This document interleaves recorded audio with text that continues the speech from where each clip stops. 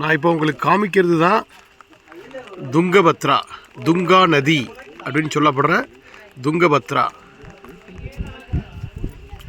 இன்றைக்கி அனுகிரக பாஷணத்தின் போது சன்னிதானம் வந்து ஒரு முக்கியமான ஒரு விஷயம் சொன்னார்.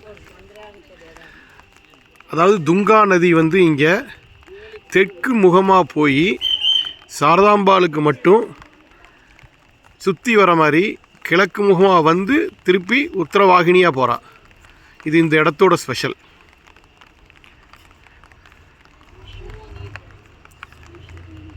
ஃபுல்லாக உங்களுக்கு காமிக்கிறேன்.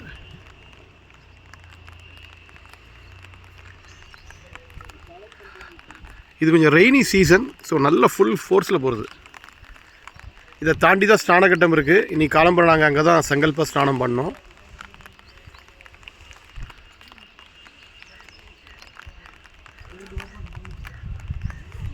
என்ன ஃபோர்ஸில் வருது பாருங்கள்.